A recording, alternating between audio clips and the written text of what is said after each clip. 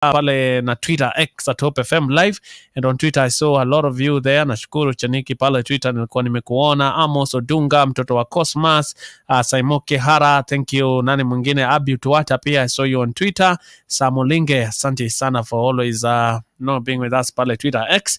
I'm live on Facebook at Hope FM Live, and Proverbs 13 verse 16 is what I'm sharing today. Proverbs 13 verse 16, and the word of God says, a wise man thinks ahead, a fool doesn't, and even brags about it. A wise man thinks ahead, a fool doesn't, and even brags about it. So there are three things here. There is a wise man. There are two kind of people, a wise man and a fool.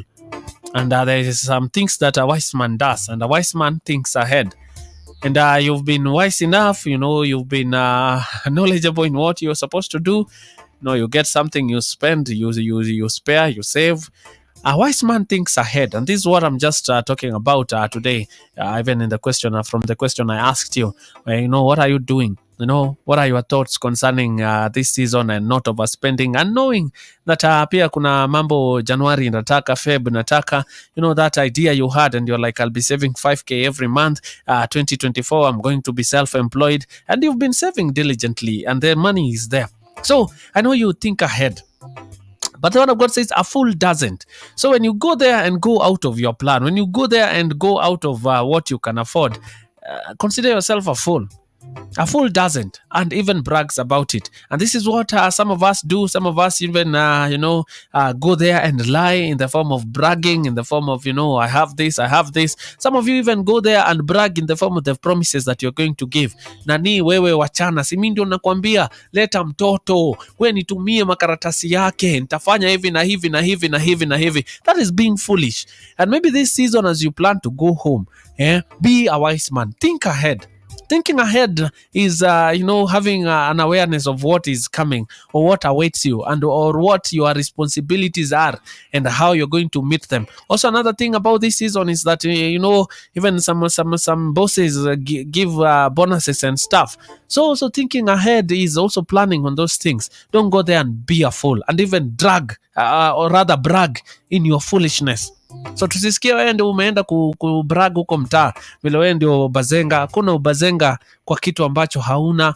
That is foolishness. So a wise man thinks ahead, a fool doesn't, and even brags about it. This word of God ukata saa zingine inachoma. So I've said you are wise. Plan ahead this December. Let the wise prosper. I'm not saying the fools should cry, but the fools will cry. Ala mimi Mungu nisaidie nisijikute kwa mambo siku anapangia. The plans of the diligent leads to profit as surely as haste leads to poverty. That's another verse we can look at another time. So a wise man thinks ahead. Part of thinking ahead, by the way, is also, if you have extra money, pay the people you owe. Pay the people you owe. The wages you fail to pay, the workers who moved your fields are crying out against you. Usiingie pia kwa hii season with extra money, alafu kuna watu wanalia kwa sababu yako. So also part of being wise and planning ahead is also paying what you owe people. If you are able, if you're in a capacity of doing so, si usiingie Januari na deni ikiwezekana.